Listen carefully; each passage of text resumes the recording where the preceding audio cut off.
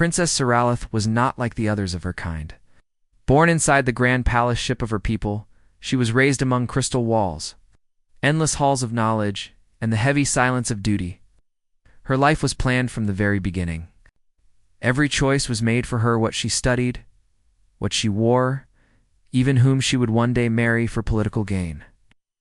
She was told that her destiny was not her own, but the Empire's. The palace ship floated between stars, moving from one conquered world to another. To most, it was a symbol of power. To Seralith, it was a prison made of glass and gold. She had everything, yet she felt hollow inside. While others around her spoke only of strategy, conquest, and politics, she found herself searching for something else, something that her books and teachers never gave her. Her curiosity began when she discovered the humans at first. They were only whispers in the palace. Strange beings from a small wild planet, fragile in body, short in years, yet so fierce that even mighty empires paused before crushing them. Seralith was drawn to these stories. She requested more information, and when denied, she sought it. In secret, through the palace archives, she read everything she could find about Earth and its people. The more she read, the more questions filled her heart. Humans were different. They were not bred in laboratories like her own people. They did not rely on cold, sterile vaults to make their children. They reproduced in a way that seemed possible to her. Two individuals, bound not by politics or science, but by love, created life together. The idea shook her. Her own people viewed reproduction as something mechanical. Traits were carefully selected, flaws removed, bloodlines purified in gene chambers. There was no warmth in it, no choice, no connection. A child was simply a project designed by scientists and approved by the throne. Parents did not give life with their own hands. They simply accepted what the Empire gave them. But humans risked their lives for this act. Women endured pain and suffering, their bodies breaking and healing just to bring new life into the world. Men gave their strength and devotion to protect both mother and child. Families grew not because rulers commanded it, but because hearts longed for it. To Seralith, this was not weakness. It was power of a kind she had never seen before. At night, she would sit alone in the observation dome of the palace ship, staring at the faraway stars and thinking of Earth. She imagined human mothers rocking children to sleep, fathers teaching them to walk, siblings laughing together in small houses. The images made her chest ache with an emotion she could not name. It was something warmer than duty, something gentler than pride. It was longing. Her teachers noticed her. Distraction. They scolded her for wasting time on primitive creatures. Humans are reckless, princess, they warned. They shorten their own lives with war, hunger, and mistakes. They are not like us. They are weak. But Seralith did not believe it. To her, humans were strong in ways her people were blind to. It's something her empire could never create in laboratories: love, connection, sacrifice. One day she read about a human father who carried his injured child for miles through a ruined city, refusing to stop even as his body failed.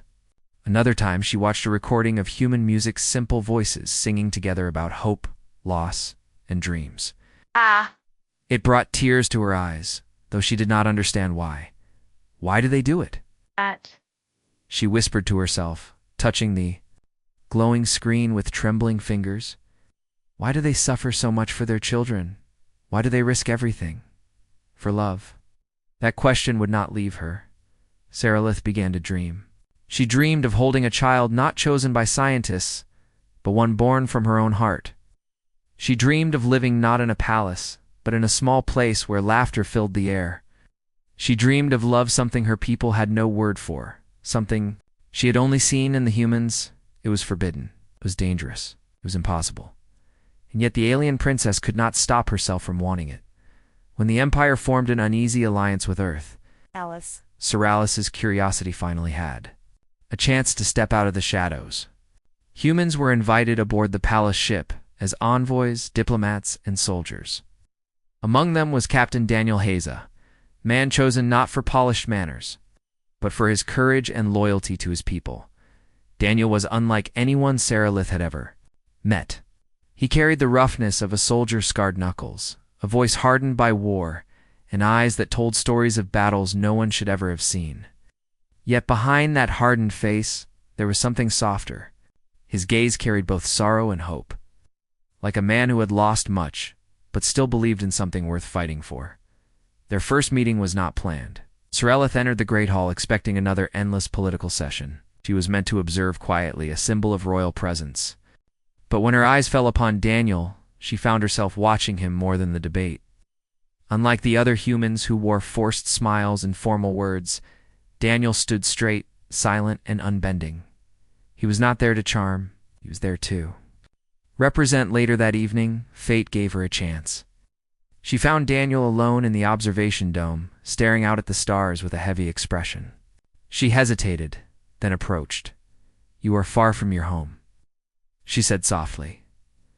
Daniel turned, surprised, then quickly bowed his head. "Princess." His voice was respectful, but not filled with the same fear others showed her. "You may look at me," she said with a small smile. "I am not here as royalty tonight, only as someone curious." His eyes met hers, and for the first time Sarilith saw something new. He did not see her as an untouchable figure. He saw her as a person. They began to talk. At first it was small things. She asked about his planet, about the cities and oceans, about the way humans lived in such diverse and chaotic lands. He answered patiently, sometimes with a trace of pride, sometimes with sadness. "What is Earth like?" she asked one night. Daniel smiled faintly. "Messy, loud, imperfect, but it's alive. You'd hate the dirt on your shoes, but you'd love the way children laugh in the streets. That's Earth." His words painted pictures in her mind, images far different from the silent, polished halls of her palace ship. She imagined crowds, noise, laughter, and warmth. It made her heart ache, but one subject captured her more than any other. "Family?" Sarilith asked carefully. It's almost whispering, "Why do humans risk so much for their families? Why suffer pain for children when your lives are already so short, Daniel?" It was quiet for a long time before answering. His eyes softened and his voice lowered, "Because that's what makes us human, Princess. We love. We hurt. We keep going, even when it's hard. Children, they carry pieces of us forward. Love makes the pain worth it." Those words struck her like a blade and a bomb at once. Love, the word, did not exist in her language, not in the way humans used it. Her people had words for loyalty, for duty, for honor, but not for this. Not for something so raw, so selfless, so powerful. After that night, she could not stay away. Whenever her duties allowed, she found reasons to see him again. Each conversation unraveled more of the mystery of humanity. Daniel told her about laughter in small kitchens, about mothers singing lullabies in the dark, about fathers who worked themselves to exhaustion just to see their children smile. To him, these were ordinary memories. To her, they were treasures. Her heart began to stir in ways she did not understand. She was a princess, trained to be untouchable above such emotions. And yet when she listened to Daniel speak, she felt warmth spread through her chest. He smiled. Something inside her shifted. Her attendants warned her, "Princess, you must not be seen with him." Ow. The nobles whisper already. They will call it weakness, scandal. But Sarilith did not care. She had spent her whole life surrounded by people who obeyed her title but never spoke to her soul. Daniel was different. He did not kneel to her crown. He spoke to her heart, night after night. The alien princess and the human soldier met in secret corners of the palace ship. She asked questions, and he gave her truths. She offered curiosity, and he gave her honesty. And slowly, silently, something began to grow between them. Sarilith still did not know the word for it, but Daniel had given it to her once before, love. The days aboard the palace ship passed slowly, but for Princess Sarilith, they were no longer empty. Every moment she could steal away from duty, she sought Daniel. First it was just curiosity, need to learn more about humans? But as their conversations grew, so did something inside her heart. She found herself smiling when she remembered his words. She caught herself waiting eagerly for the next chance to see him. His voice lingered. In her mind, his stories played again and again like secret songs. This was dangerous. She knew it. But she could not stop. One evening, after a long council session filled with endless arguments about war and politics, StoryHFY escaped into the gardens of the palace ship. She found Daniel sitting alone by the glowing plants, his gaze distant. "You always sit alone," she said softly, stepping closer. He looked up and gave a faint smile. "Soldiers are used to silence, princess, and perhaps I will keep you company," she replied. Settling down beside him, they sat together, listening to the quiet hum of the ship. After a while, she asked, "Do you miss your home?" Jaw tightened. "Every day. I miss the smell of rain, miss my mother's cooking. I miss my little sister's laughter." There was pain in his voice, a weight he carried like armor. StoryHFY wanted to reach out, to take his hand, to ease the sorrow she saw in his eyes. But she hesitated. A princess could not touch a soldier. That was the rule. And yet her heart ignored the rule and beat faster. "Tell me of your sister," she whispered. Daniel's expression softened. "She was only 12 when I left.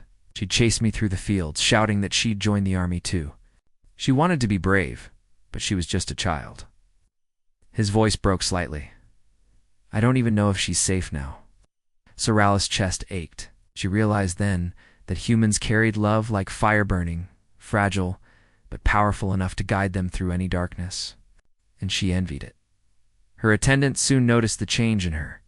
They warned her with sharp voices and fearful eyes. "Princess, you must stay away from the human soldier. Your interest in him is not proper. The nobles are whispering already."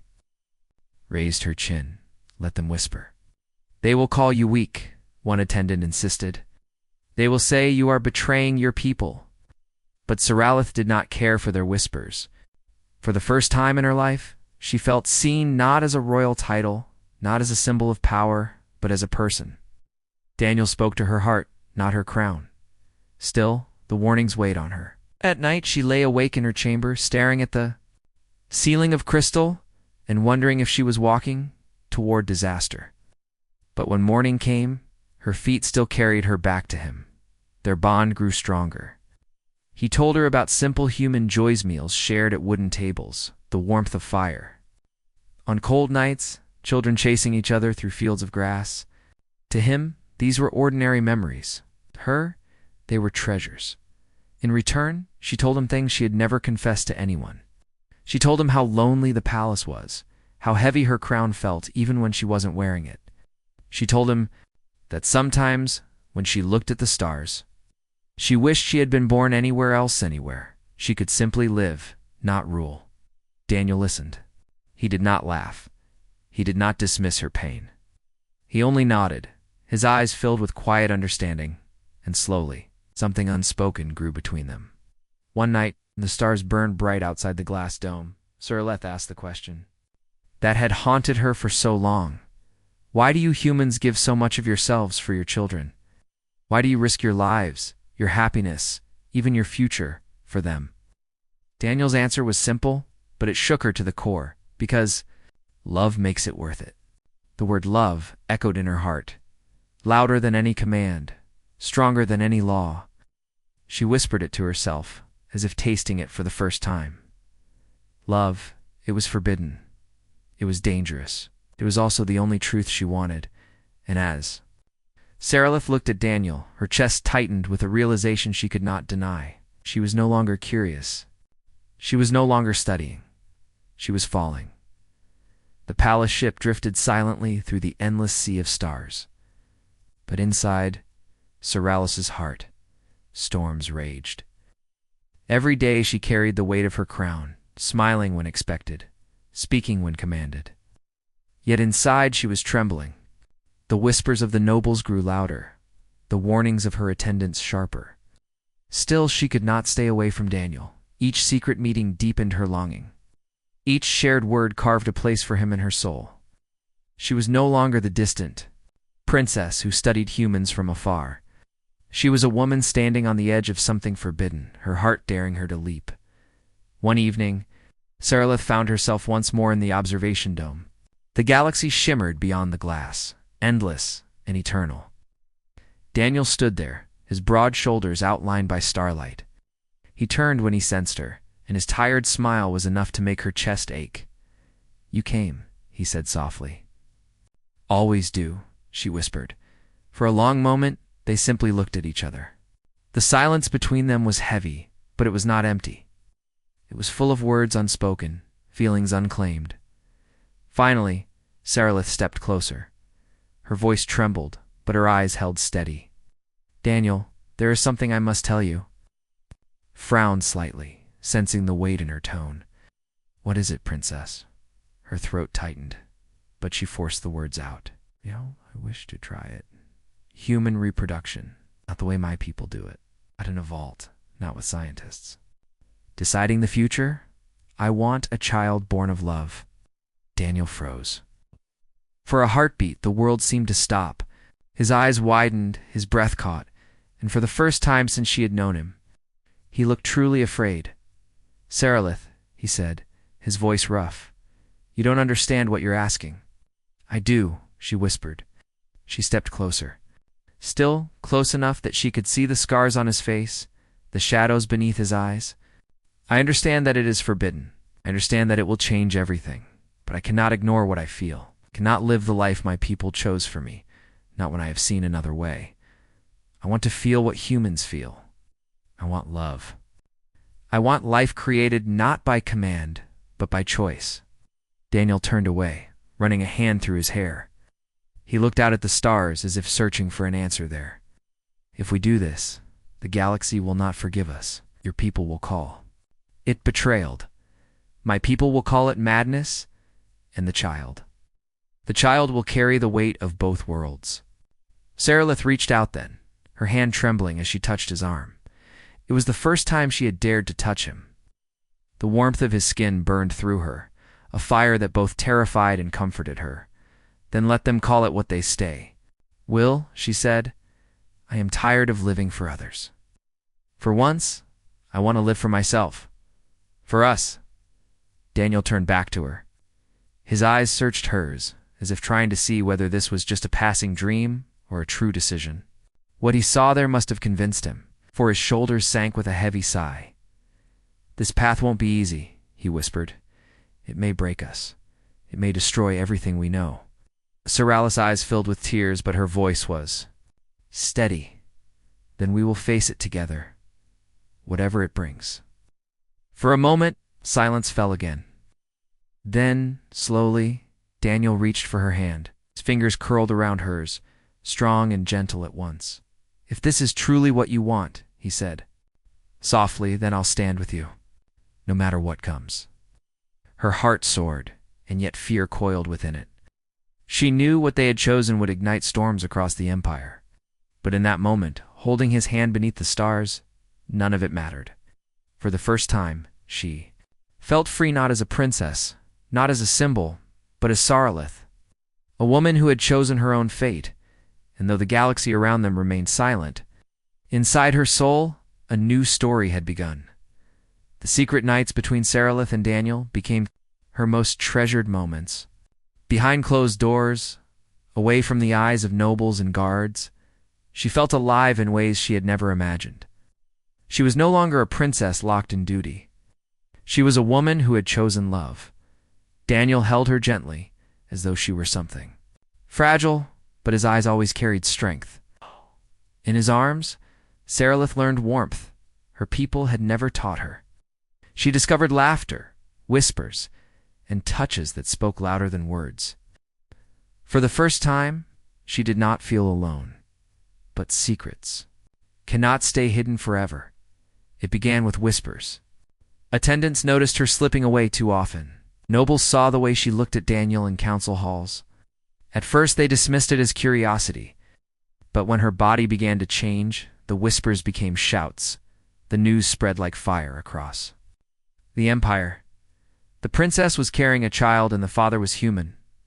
The palace erupted in chaos. Advisors stormed into the throne chamber, shouting of betrayal. Nobles screamed of blasphemy, of tainted bloodlines, of disgrace.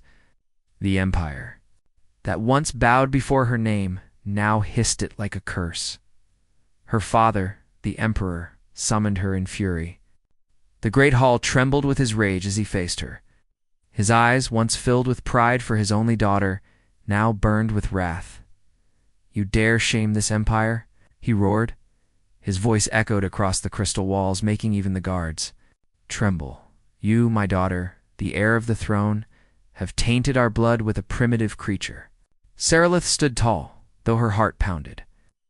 Her hand rested on her stomach protectively, as if shielding the small life within. Her voice was calm, but firm. "This is not taint," she said. "This is hope." The emperor's face twisted with disbelief. "Hope? You call this abomination hope?" Sarilith's voice rose, trembling with both fear and strength. "Yes. For too long, we have lived cold lives, creating children like machines. But this child is different. This child is not born from orders or science, but from love. A bridge between two worlds. Proof that we can be more than conquerors. We can be united." Her words silenced the hall for a heartbeat, but then the uproar returned. Nobles demanded her exile. Some called for her execution. Others shouted that the child must be destroyed before it was born.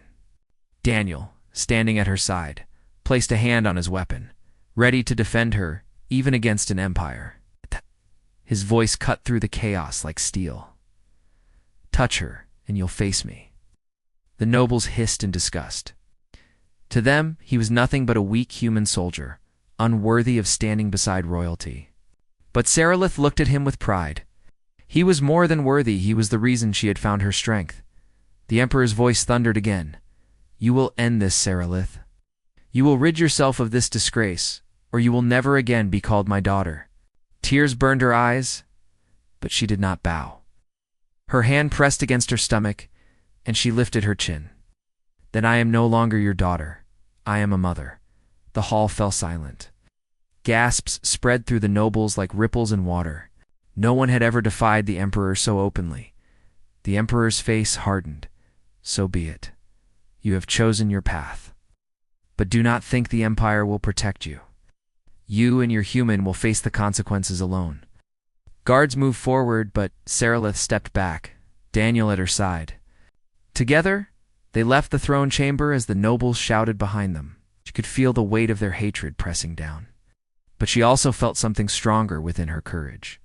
For the first time in her life, Sarilith had chosen her own destiny, even if it meant standing against her own blood. That night, as she and Daniel hid in the quiet corners of the palace, he held her close. "They'll come for us," he whispered. "I know," she replied, her voice steady despite the fear in her chest. "But we will face them together." For our child, her stomach was small, but inside it grew a life that could change the galaxy, and Sarilith swore that no empire, no throne, no emperor would take that away from her. The palace ship no longer felt like home. Once the crystal halls had been her sanctuary, but now they were filled with whispers and hatred.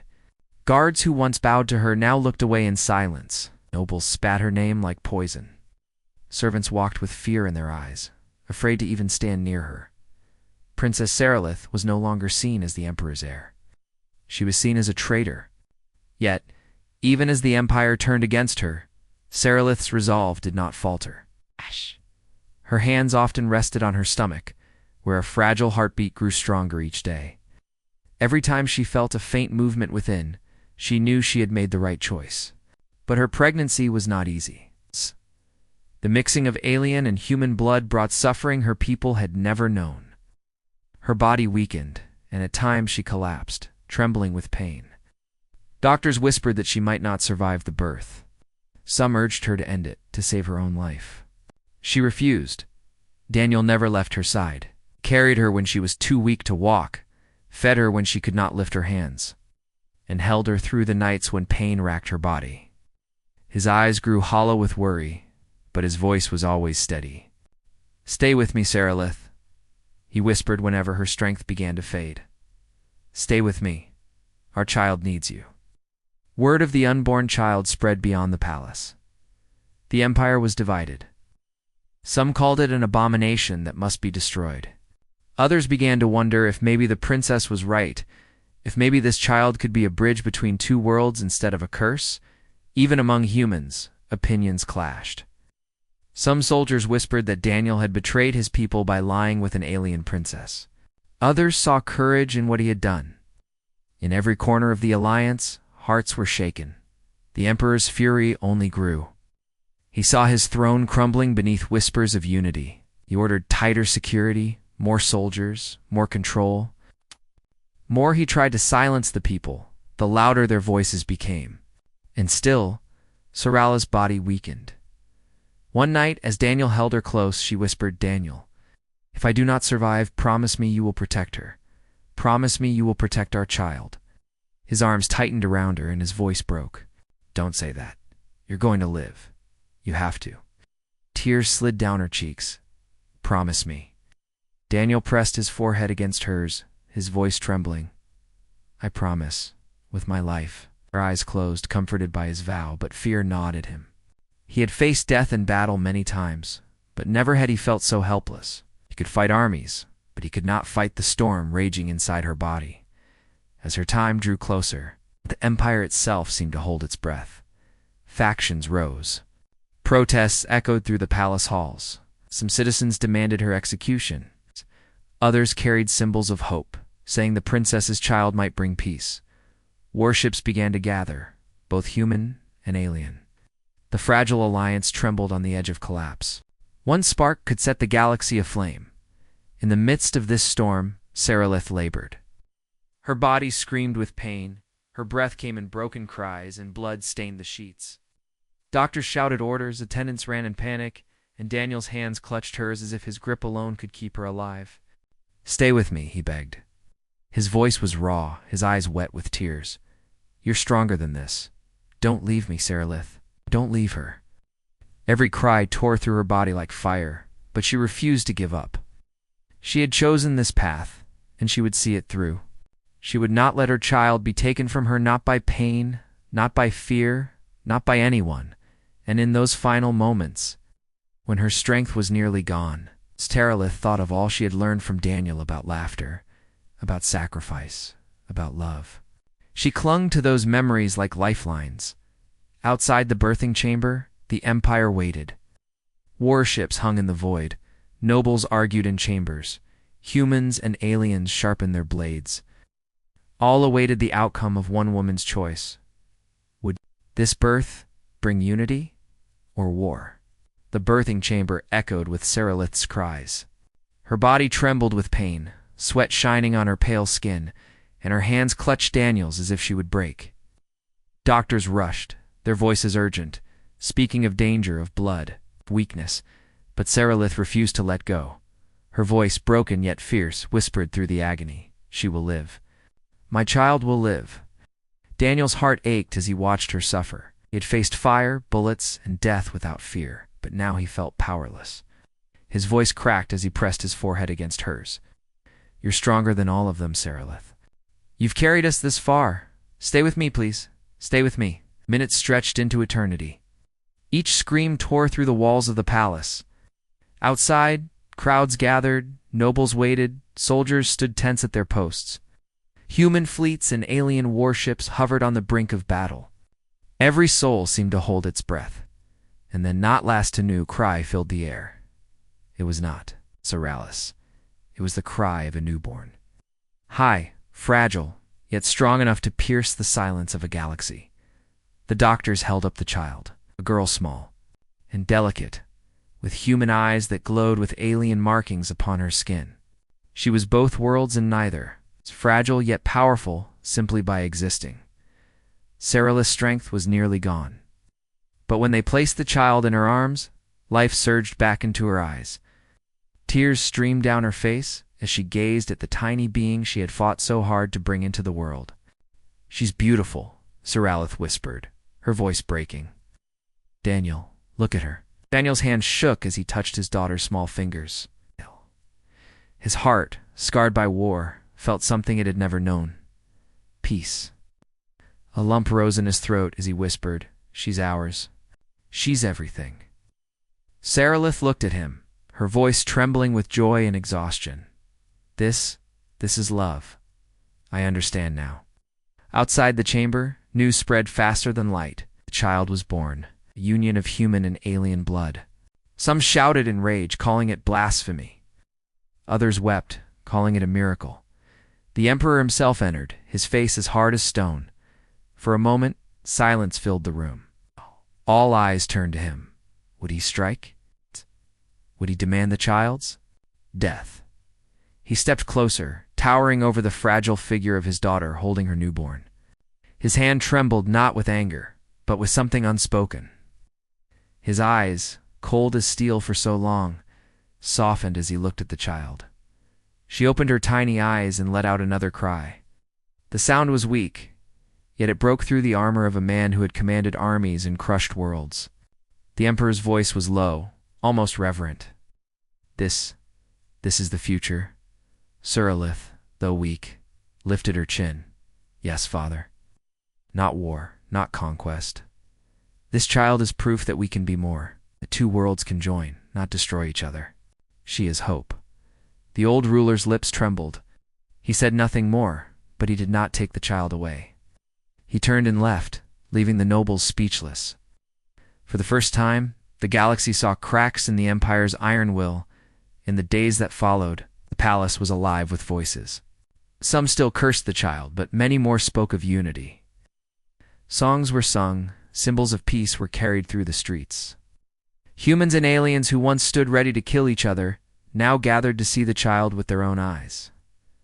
Daniel. And Sarilith named her Alara, a name from both their tongues, a name that meant light,